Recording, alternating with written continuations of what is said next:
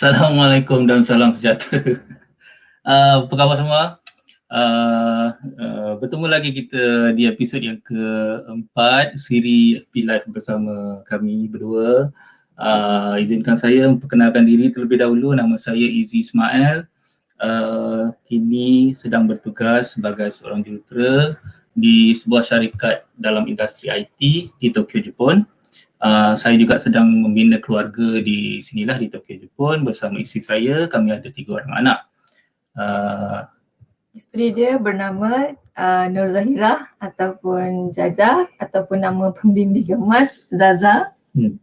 Lupa. Assalamualaikum. Selamat malam. Okey, sebelum kami bermula, macam biasa kami ingin minta jasa tuan-puan untuk tolong kami share video kami ini. Semoga apa yang kami kongsikan harapnya bermanfaat lah, dan boleh kami sampaikan ilmu ini kepada lebih ramai penonton di luar sana. Okey. Hari ini topik apa? Hari ni kita punya topik sebenarnya okey, semalam selepas 3 episod kita dah berbincang tentang kenapa emas, kenapa apa pelaburan yang terbaik untuk kita pilih untuk kita punya portfolio kewangan. Okey, hari ni bila rasanya diharapkan selepas 3 hari kita berbincang tentang 3 topik tu, diharapkan tuan-puan dah terbuka sikit hati untuk memandang emas sebagai satu lagi alternatif medium kewangan untuk tuan-puan simpan ataupun buat pelaburan untuk masa depan, untuk anak-anak, untuk keluarga masing-masing. Okey, jadi topik hari ni bila kita dah bersedia terbuka hati untuk membeli emas, sekarang persoalan dia adalah apa kriteria yang kita perlu tengok, kita perlu lihat faktor apa lagi perkara-perkara yang kita perlu beri perhatian untuk kita buat keputusan syarikat mana ataupun di mana untuk membeli emas ataupun untuk membuat kita punya simpanan emas ini. Jadi hari ini kami kongsikan topik kami ada berapa kategori? Hari ini kita punya topik adalah panduan membeli emas. Okey. Kami asingkan kepada 6 topik, kepada 6 kriteria. Yang pertama, latar belakang. Yang kedua, produk. Yang ketiga, patuh syariah. Yang keempat, harga. Yang kelima, kesediaan. Dan yang keenam, belian semula. Okey. Kita mulakan dengan topik yang kriteria yang pertama. Kriteria yang pertama ni latar belakang. Maksud dia, sebelum kita buat keputusan untuk memilih syarikat ataupun individu yang memberi offer menjual emas ni, kita kena sebolehnya kita tengok dulu dia punya syarikat tu, dia punya tempoh dalam industri penjualan emas ni. Dia punya, yelah tahun berapa dia mula. Kalau dia baru mula setahun 2 tu, kemungkinan dia punya latar belakang tu mungkin tak berapa kuat lagi lah. Kita boleh tengok lah tahun dia dah berapa belas tahun dalam industri ni. Jadi daripada situ kita boleh tengok dia punya, kita boleh letakkan kepercayaan pada syarikat ni. Dia punya, lagi satu, kita boleh tengok syarikat tu punya credibility dan reputasi. Okay, ini senang je. Kalau kata nak tahu syarikat tu, zaman sekarang kan zaman teknologi, kita boleh check dekat internet, kita boleh google, letaklah nama company apa, ABC Gold, penipu. Keluar lah. Kalau ada orang, kalau betul-betul syarikat tu tak reputasi dengan credibility tak bagus, kita boleh tahu daripada situ, kita boleh nampak. Mesti ada orang yang akan bercerita tentang syarikat tu. Ada buat? Ada buat. Pernah buat. Okay, lepas tu kita tengok juga syarikat ni dia punya siapa rakan niaga dia. Maknanya dia punya, dalam bahasa Inggeris dia, siapa dia punya partner. Okay, daripada situ kita boleh tahu sebab siapa nak jadi rakan niaga kalau syarikat tu tak stable, tak kuat. Jadi syarikat-syarikat yang nak jadi rakan niaga ni pun, mereka pun mesti memilih syarikat yang dah stable, yang dah ada nama, yang credibility dia bagus, dia punya reputasi dia bagus. Jadi daripada situ kita boleh tengoklah syarikat ni macam mana. Kita tengok pada rakan niaga dia. Okay, satu lagi saya sarankan untuk kita pilih syarikat-syarikat ataupun individu syarikat lah. Kita tengok kita boleh pergi pada website Bank Negara Malaysia. Kita boleh semak sama ada syarikat ni ada dalam list yang dibenarkan, sebab Bank Negara sebenarnya walaupun jual emas, syarikat yang jual emas, Bank Negara masih memantau ya. Jadi kita boleh semak syarikat-syarikat ini ada dalam list yang dikeluarkan, senarai yang dikeluarkan oleh Bank Negara atau tidak. Okey. Dan yang terakhir, yang ini yang penting ya, sebab ini memang dah ramai dah sekarang ni. Kalau kita tengok kat Facebook tu, yang menjual, individu yang menjual emas, bukan lagi syarikat yang besar-besar, tapi individu-individu yang jadi personal shopper. Jadi kita boleh, kalau boleh, buat sedikit kajian, semak latar belakang mereka di media sosial. Maknanya tengoklah nama dia, cari dekat Facebook ke apa ke, tengoklah sama dia betul-betul wujud ataupun dia just hanya create dia punya profile semalam ke. Okey, untuk tajuk yang kedua. Tajuk kedua pun saya. Okey, satu lagi kriteria yang kita boleh tengok adalah produk. Maksud produk ni, kita tengok pada syarikat tu apakah jenis produk yang syarikat itu tawarkan. Contoh, selalunya kita boleh tengoklah dia jual jongkok emas ke, gold bar, ataupun dia jual dinar, ataupun dia jual barang kemas, ataupun ada sekarang ni yang ada bagi servis, dia jual emas dalam bentuk sijil, maknanya atas kertas. Jadi kita kena tengok jugalah apa yang sebenarnya kita nak. Kita nak produk yang macam mana. Jadi kita kena identify, kita kena tengok apa produk yang ditawarkan oleh syarikat ataupun individu itu untuk sama ada dia sesuai atau tak dengan apa yang kita mahu. Okey, yang ketiga. Untuk perkara patuh syariah, emas, perak dan beberapa bahan lain tertulis dalam Al-Quran sebenarnya gandum, bali kot tak silap saya. Ni bahan-bahan yang dinamakan ribawi. Apa maksud dia tu? Dia punya transaksi urus niaga yang melibatkan bahan-bahan ni, dia ada tendensi, cenderung untuk riba, unsur-unsur riba tu berlaku. Jadi sebagai seorang Muslim, saya rasa kita bertanggungjawablah untuk mencari sumber yang sah di sisi agama lah. Dengan kata lain, patuh syariah.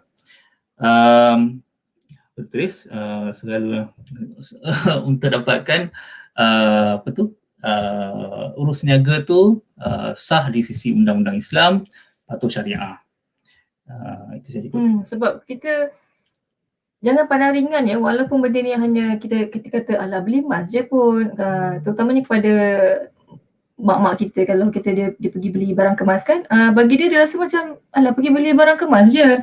Tapi sebenarnya kalau kita tak berhati-hati, benda yang sekecil-kecil urusan jual beli ni pun, kalau tak tengok betul-betul, benda tu sebenarnya tak boleh. Tak boleh. Contoh yang saya baru-baru ni saya jumpa berkaitan dengan trade in. Kita harus dengarkan trade in barang kemas. Lepas tu ambil balik barang kemas, tukar dengan barang kemas. Sebenarnya baru-baru ni saya tengok dalam Ustaz Azhar punya video ceramah, dia cakap sebenarnya tak boleh kita main trade in saja. Dia kena ada macam kita bagi barang kemas kita, lepas tu pekedai tu kena bagi kita tunai dulu dan barulah kita beli semula barang kemas tu.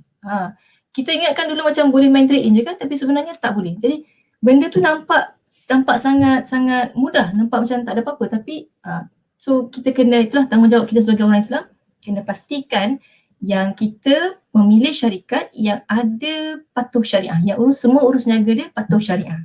Okey, untuk kriteria yang keempat. Yang kriteria yang keempat ni harga. Kalau boleh, sebelum kita buat keputusan untuk pilih syarikat mana, kedai mana yang kita nak beli, nak laburkan duit kita, nak beli emas ni, sebaiknya kita buat sikit kajian. Tengok dalam 2-3 kedai, 2-3 syarikat, harga yang ditawarkan untuk 1 gram emas. Berapa harga untuk 1 gram emas? Sebab daripada situ kita boleh tahulah, kita boleh pilih lah maknanya harga yang paling murah, sebab walaupun harga emas ni adalah satu satu benda lah yang ialah satu logam macam tu, tapi lain-lain kedai dia menawarkan harga yang lain-lain. Plus minus lah, walaupun tak banyak tapi masih harga lain-lain. Dan satu lagi, kena tengok, kena tanya, ini satu lagi benda yang selalu orang terlepas pandang. Bila dah beli, pernah tengok tak dekat kedai emas, kalau kita pergi beli pergi dekat kedai emas, dia tekan kalkulator tu macam nak terpelanting, kita mula-mula masuk beli RM200, tiba-tiba dah tekan-tekan nak terpelanting kalkulator tu, tu tak 800. Mana datang lagi 600? Rupanya ada Mak Saleh panggil hidden charges lah. Dia punya kos upah yang tak diberitahu sebelum kita buat keputusan untuk beli. Okay? Jadi benda macam tu kita kena tanya beforehand. Maknanya kita kena tanya sebelum kita buat keputusan untuk membeli barang kemas ataupun gold bar ke apa dekat kedai emas tu. Kena tanya. Ataupun charge-charge lain lah yang charge yang kita tak tahu lah, mungkin apa untuk dia logistik ke benda macam tu. Sebagai penjual emas yang baik, dia kena bagi tahu pada pelanggan dia sebelum mereka buat keputusan untuk membeli satu-satu barang kemas tu. Itu adalah pekedai yang jujur lah. Mana kita kena cari kedai-kedai yang macam tu. Okay. Topik yang karakter yang kriteria yang kelima. Okay. Kesediaan ni maksudnya berapa senang untuk kita dapat membeli emas tu sendiri. Adakah kita mudah untuk dapatkan dia bila-bila masa saja? So sekarang ni dekat sini dia tulis stok sentiasa ada, terutamanya di waktu harga rendah. Maksudnya apa? Bila harga rendah ni lah biasanya orang akan berpusu-pusu lah membeli emas. Ada tempat kadang-kadang dia ada limited stock. Limited stock sepatutnya bila harga emas jatuh ni orang nak serbu, tapi stok tak ada. Ada juga kes di belakang tabir tu rupanya bila kita periksa dia sengaja sorokkan emas tu sebab dia nak kita beli dengan harga mahal kan. Jadi time harga murah ni dia sorokkan, dia kata dia habis stok. Jadi kita kena cari satu syarikat yang steady lah, bila harga jatuh sekalipun, time harga tu murah, ada ramai orang nak beli, stok dia masih available. Okay. Satu lagi, bila-bila masa pun kita boleh beli ni, maksud dia 24 jam, ada yang limited untuk office hour saja ke kan, ada yang waktu pejabat saja kita boleh beli, berurusan dengan mereka. Cuba kita cari tempat yang kita boleh access 24 hours, malam boleh, siang boleh. Kemudian kita boleh buat perkara tu secara online, tak perlu kita nak pergi kedai, kan lagi senang. Itu antara kriteria lah yang memudahkan kita untuk mendapatkan emas tu sendiri. Kemudian cawangan yang banyak. Cawangan yang banyak ni sebab akan memudahkan untuk kita berurusan, membuat urus niaga kan. Mana tahu ada masalah di pertengahan tu waktu kita tengah berurus niaga. Jadi kita nak pergi jumpa cawangan untuk mendapatkan assistance. So 3 kriteria ni lah. Stok sentiasa ada, dia tak ada putus stok. Satu lagi kita boleh dapat bila-bila masa, 24 jam. Urusan boleh buat online. Yang ketiga, cawangan yang banyak di serata Malaysia. Okay. Yang keenam, belian semula. Okay, belian semula ni kita beli emas. Bukan kita sekadar beli emas kan, kita menjual juga. Bila kita dah capai kita punya matlamat yang kita dok cerita beberapa hari ni kan. Kemudian at the end of the day kita akan jual emas tu. Okay, kadang-kadang susah untuk menerima balik emas yang kita nak jual ni. Ada tempat yang susah untuk kita terima balik benda ni. Ada macam-macam syarat yang dikenakan. Tak boleh cala, tak boleh terkemek sikit, tersepih sikit. Jadi dia tak nak terima untuk kita buat gadaian ke, untuk kita buat jualan ke. Jadi kita kena cari satu syarikat yang memudahkan kita untuk jual dan juga beli. Yang jual ni lah biasanya susah sebab diorang tak nak tanggung risiko tu kan. Jadi diorang letakkan pelbagai syarat untuk membolehkan kita menjual kembali menjual balik lah. Bye-bye. Menjual balik emas tu ke tempat yang nak dibeli tu. Okey, yang kedua adalah susut nilai. Ini sangat penting. Susut nilai ni, setiap emas tu ada dia punya susut nilainya tersendiri. Kami waktu balik Malaysia baru ni pernah pergi buat survey lah dekat satu kedai emas kedai syarikat PK. Fikirlah syarikat Apa tu? Tanya dia lah, kalau gold bar sekian berat macam ni, kami nak jual berapa susut nilai. Jadi dia letak kata 30%. Faham kan? Saya tak pandai sebenarnya susut nilai ni apa. Awal-awal tu saya tak faham sangat. Susut nilai ni apa yang saya faham lah. Macam kalau kita beli satu produk emas tu berharga 1,000. Kalau 30% susut nilai ni maksudnya RM300 susut nilai dia. Jadi bila kita jual balik produk kita yang berharga RM1,000, dia pulangkan balik pada kita, dia beli dengan harga RM700. Jadi kita lost RM300 kat situ. Betul tak? Betul. Kalau yang syarikat adalah beberapa syarikat, satu juga rasanya, yang menawarkan susut nilai yang rendah, bawah 10% contohnya, 9% katakan, kita pulangkan, bukan kita nak jual balik produk kita yang harga RM1,000 tu dengan susut nilai untuk syarikat ni dia kata 9%. RM1,000, 9% susut nilai daripada tu RM90. Jadi dia akan pulangkan balik, dia beli dalam harga RM910. Apa pentingnya susut nilai ni? Kita kena pastikan susut nilai tu kecil, nipis lah. Jadi untuk kita menjual, kita nak dapat keuntungan. Jadi kalau susut nilai tu rendah atau nipis, lebih banyaklah nilai yang kita dapat balik waktu kita jual tu. Lagi banyak keuntungan yang kita dapat. Jadi daripada situ kita boleh tahulah lebih rendah susut nilai tu maknanya lebih cepat keuntungan yang kita boleh dapat semula. Okey. Bagi yang mungkin kali pertama dengar pasal susut nilai ni, susut nilai ni adalah sebenarnya perbezaan harga antara harga yang kita beli dengan harga yang kedai ambil. Okey. Susut nilai ni sebenarnya dia untuk kenapa dia berbeza-beza daripada kedai lain dengan kedai A dengan kedai B? Dia bergantung pada berapa pekedai tu nak ambil untuk dia punya kos risiko dia untuk memproses barang kita, pengurusan untuk dia ambil.